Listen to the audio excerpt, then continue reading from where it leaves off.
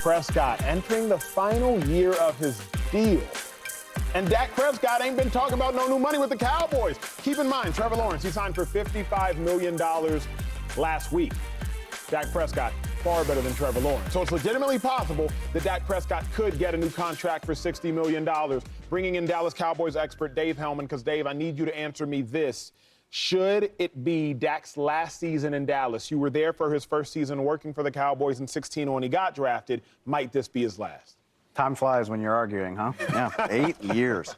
You know, we frame these conversations so much in terms of, like, what the team should do. Is this guy worth paying? Should we pay this guy? It should be Dak's last year in Dallas. For Dak Prescott's sake.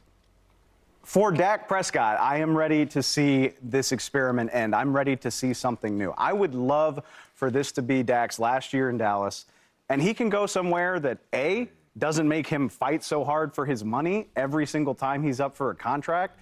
B, wouldn't it be fun to finally get an answer to all of these questions? Whose fault is it? Who's really at fault, Dak Prescott or the Dallas Cowboys? C, maybe my guy would earn a little bit more appreciation, because you cannot tell me a guy with Dak's resume would catch half the hate if he played for any other team in the NFL. If Dak Prescott was out here with the LA Rams, or I think Matthew Stafford is a hell of a, I'm not talking about their accomplishments, but just in terms of how they're perceived. Matthew Stafford, lacking success in Detroit, did not catch a lot of flack for it because he played for the Detroit Lions. Comes out to L.A. for a well-run organization in the L.A. Rams, wins a Super Bowl. I could see Dak Prescott, A, catching a hell of a lot less heat, and B, seeing a lot more team success if he went somewhere else. And for that reason, I think it should be Dak's last year in Dallas. I think let's see. Maybe both sides could even benefit from a break. We talked about it earlier this week. Dallas has got to pay CD. They got to pay Micah Parsons. To their credit, it'd be a hell of a lot easier to do that without a big quarterback contract on the books. And we'll see how well the Cowboys can replicate this success. They fell backward into Dak Prescott at the end of the Tony Romo era. They found Tony Romo as an undrafted free agent. Could they do it again? I would love to find out. I'd love to see Dak go where he's appreciated, and I'd love to see if the Cowboys can keep up this run of stumbling into good quarterbacks. I think it would be great. Dave. Yes, sir. Is that, you want to see that happen, or are you just acting petty because everybody's so hard on Dak? I think it's a little bit of both. Yeah, it's a little bit of both. It's a little bit of petty coming out of you right there. See what's greener over there, and y'all keep disrespecting Dak. Not only do I think, yes, that is part of it. I'll readily admit it. But don't you think it would be interesting? I mean, we give the Cowboys, rightfully so much grief for not getting over the hump. We give Dak Prescott so much grief for falling short in the playoffs. But guys, I brought him up a minute ago. It's starting to become eerie how similar Dak is to Tony Romo. The resumes are getting kind of scary. Yeah, you can see it on the screen here. Like, the numbers are the same. The playoff records are very similar. The accolades are very similar. Dak was recently named All-Pro. Tony never did that, but it's very similar. And you know what? And sorry, not to cut you off, Shady, but when Tony was the quarterback, it was this same song and dance of if they could only get a quarterback who could win in the clutch. What are the odds that they have done this twice in a row? I know. Or maybe it's more than just the quarterback. Like, maybe there's more to it than all this. There's more. Stuff you want to see. I would love to see Tony Romo with this type of roster, the Cowboys, the last 2 years. Tony Romo's been on 13-win teams before. That's not what I said. With seven different Pro Bowlers, Hall of Famers on his roster. I would love to see Tony Romo with these type of talented Cowboys team. He never. Tony Romo played with DeMarcus Ware, Terrell Owens, Jason Witten. Keep going. Yeah, keep going.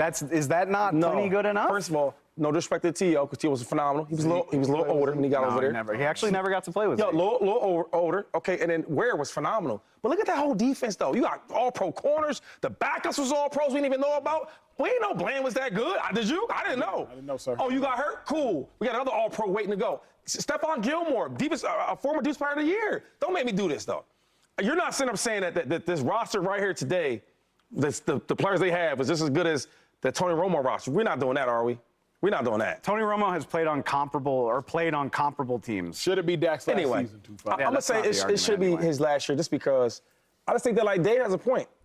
Whose fault is it, right? Is it the Cowboys' fault that we can't get over the hump? Is it Dak Prescott's? I think it's more Dak's than anybody's. And I feel like now, look, man, I'm tired of fighting for my money. I'm tired of being blamed. And then on the other side with the Cowboys, like, look, man, we tired of paying you all this money and loading you up with all these great rosters, all these great players. 7, 8, or was it 9 All-Pro? What was it? A lot.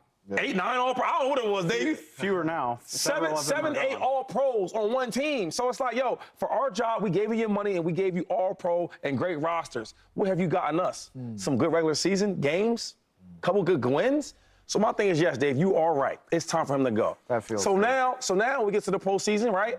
Whatever quarterback may be, it'll be his fault. Because we're tired as an organization. We're paying you all this money, giving everything you need, and all we get is pat in the back, some claps, and we going home for the playoffs. Dave, you know Dak very well. James, you know Coach Mike very well. Other side of this commercial break, James Jones, who played for head coach Mike McCarthy. What's up, family? Welcome to Speak. Now, we're starting the show a little different today. If you've never been in a pro athlete locker room, allow us to bring you into the Speak locker room. Okay, it's athletes only, you feel me? Everybody's having the J.J. Redick. Hold on. They can't hear me. I'm going to kill the music. Turn that down. Everybody having the J.J. Redick conversation. We want to do it a little bit differently. In the locker room, it's going to be a little bit more unfiltered. It's going to be a little bit more authentic. It's going to be athletes talking, athletes keeping it real. You know that the Lakers hired J.J. Redick as a head coach.